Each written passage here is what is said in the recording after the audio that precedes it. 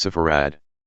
In the Schechter letter, Hasdai ibn Shaprut wrote to the Hazar king explaining, "The name of our land in which we dwell is called in the sacred tongue, Sepharad, but in the language of the Arabs, the indwellers of the land, Al-Andalus, the name of the capital of the kingdom, Cordoba." According to numerous Kabbalist historians, the Jewish population of the area of modern-day Spain, formerly a collection of kingdoms which included Castile, Aragon, and Catalonia, dates back to as far back as the Babylonian captivity. In fact, Jews may have accompanied Phoenician merchants who would have brought them to Tarshish, mentioned in the books of Isaiah, Jeremiah, Ezekiel, Kings, Jonah, and Romans, with a locale in southern Spain. A Phoenician signet ring was found at Cadiz, dating from the 8th to the 7th century BC, the inscription being interpreted by some scholars to be Paleo-Hebraic. 3. Spanish Jew, Moses de Leon, ca. 1250–1305, the reputed author of the Zohar, the most important Kabbalistic book, mentions a tradition that the vast majority of the Jewish exiles driven away from Israel during the Babylonian captivity refused to return, for they expected that the Second Temple would be destroyed like the first. 4. In yet another tradition, passed down later by Moses ben Machir in the 16th century, also mentions the account that Jews have lived in Spain since the destruction of the First Temple, who are the people of Tolachila, Toledo. 5. Don Isaac Abravanel, 1437–1508, a prominent Jewish Kabbalist in Spain in the 15th century, wrote that the first Jews to reach Spain were brought by ship by a Greek named Pharos, a confederate with the king of Babylon when he laid siege to Jerusalem. Pharos became related by marriage to Aspan, the nephew of King Heracles, who also ruled over a kingdom in Spain. Heracles later renounced his throne because of his preference for his native Greece, and left his kingdom to Aspan, after whom the country is named España.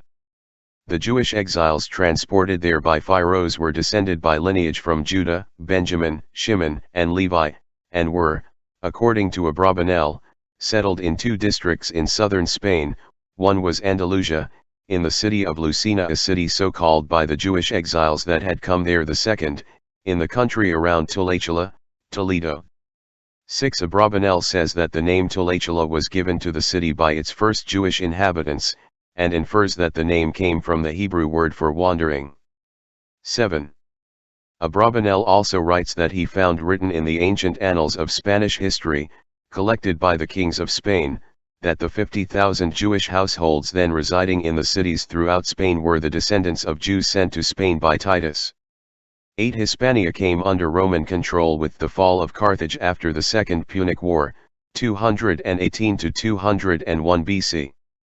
The earliest Jewish arrivals may have been joined by those who had been enslaved by the Romans under Vespasian and Titus, and dispersed west during the period of the Jewish-Roman War, and especially after the defeat of Judea and the destruction of the Second Temple in 70 AD. Josephus writes in his Antiquities, "There are but 2 tribes in Asia, Turkey, and Europe subject to the Romans, while the 10 tribes are beyond Euphrates till now and are an immense multitude." 9. Professor Greets estimated the numbers of those carried off to Spain at 80,000. 10. The earliest mention of Spain is allegedly found in Obadiah 1:20, and the exiles of this host of the sons of Israel who are among the Canaanites as far as Sarfat, and the exiles of Jerusalem who are in Sepharad, will possess the cities of the south. According to Rabbi David Kimchi, 1160–1235, who was born in Narbonne, France, in his commentary on Obadiah, the names Sarfat and Sepharad refer to the Jewish captives expelled during the war with Titus, and are identified with France and Spain, respectively. Kimhi was very much influenced by both the renowned Kabbalist Abraham ibn Ezra and Maimonides.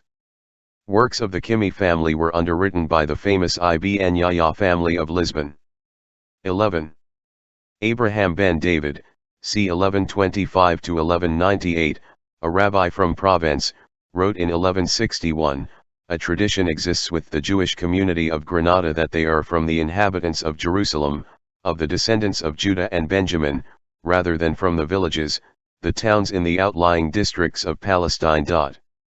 12 Abraham ben David is regarded as a father of Kabbalah. He was the father of Isaac the Blind, a Neoplatonist and important Jewish mystical thinker, the purported author of the Sefer Yair, the first work of the medieval Kabbalah. As well, Ben David wrote that the ancestors of his maternal grandfather's family came to Spain when Titus conquered Jerusalem. His officer, who was appointed over Hispania, requested that he send to him captives made up of the nobles of Jerusalem, where they were settled in Merida. 13. While there is limited material and literary evidence for Jewish contact with Spain from a very early period, more definitive and substantial evidence appears in the 3rd century AD, which point to a well-established community. Among the early references are several decrees of the Council of Elvira, held at Elvira in the Roman province of Hispania Baetica, now Granada in southern Spain, convened by the Catholic Church in the early 4th century, which addressed proper Christian behavior with regard to the Jews of Spain, notably forbidding marriage between Jews and Christians. Barbarian invasions brought most of the Iberian Peninsula under Visigothic rule by the early 4th century. Following the conversion of the Visigothic royal family from Arianism to Catholicism in 587, the Visigoths adopted an aggressive policy towards the Jews. The Third Council of Toledo moved in 589 to forcibly baptize the children of mixed marriages between Jews and Christians. Under the reign of Toledo III, in addition, Jews were barred from holding public office. The situation got progressively worse and, in 613 CE, the Jews were ordered to convert to Christianity or face expulsion. Though many Jews chose to leave rather than convert, a large number of them still practiced Judaism in secret, a tradition that survived for centuries. In 633, the Fourth Council of Toledo convened to address the problem of crypto-Judaism. The council decided that if a professed Christian was determined to be a practicing Jew, his or her children were to be taken away and raised in monasteries or trusted Christian households. 14. With the victory of Tariq ibn Ziyad, the commander who initiated the Muslim conquest of Visigothic Hispania in 711 to 718, the lives of the Sephardim changed dramatically. For the most part, the invasion of the Moors was welcomed by the Jews of Iberia. Following initial Arab-Berber victories, and especially with the establishment of Umayyad rule by Abdur-Rahman I, 731 to 788, in 755, the native Jewish community was joined by Jews from the rest of Europe, as well as from Arab territories, from Morocco to Babylon. 15. Under Muslim rule, Spain flourished, and Jews and Christians were granted the protected status of dhimmi.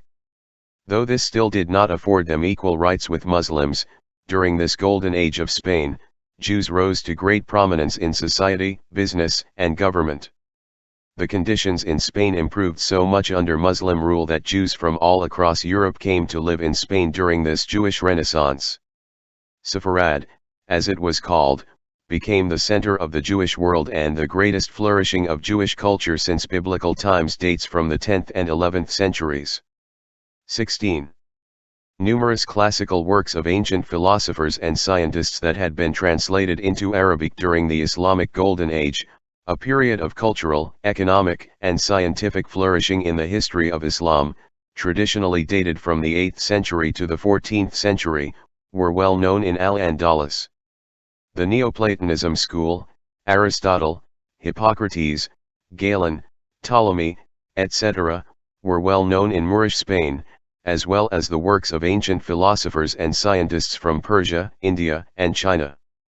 17. These enabled Arabic-speaking populations at the time to learn about many ancient classical disciplines that were generally inaccessible to the Christian parts of Western Europe, and Arabic-speaking scientists in the Eastern Muslim lands such as Ibn Sina, Avicenna, c. 980 to 1037 AD, Al-Kindi, Al-Kindus, c. 801 to 873 AD, Al-Razi, Razes, 854 to 925 AD, and others, had added significant works to that ancient body of thought. Some of the Arabic literature was also translated into Latin, Hebrew, and Ladino, such as that of Jewish philosopher Moses Maimonides, Muslim sociologist historian Ibn Khaldun, Carthage citizen Constantine the African, or the Persian Al-Khwarizmi. 18. The first period of exceptional prosperity took place under the reign of Abdur-Rahman III, the first independent caliph of Córdoba. Abdur-Rahman III's support for Arabic scholasticism had made Iberia the center of Arabic philological research. It was within this context of cultural patronage that interest in Hebrew studies developed and flourished. The inauguration of the Golden Age is closely identified with the career of his Jewish counselor, Hasdai ibn Sepharad. Originally a court physician, Sepharad's official duties went on to include the supervision of customs and foreign trade. It was in his capacity as dignitary that he corresponded with the kingdom of the Khazars. With Hasdai as its leading patron, Córdoba became the Mecca of Jewish scholars who could be assured of a hospitable welcome from Jewish courtiers and men of means. 19. In addition to being a poet himself, Hasdai encouraged and supported the work of other Sephardic writers. Subjects covered the spectrum, encompassing religion, nature, music, and politics.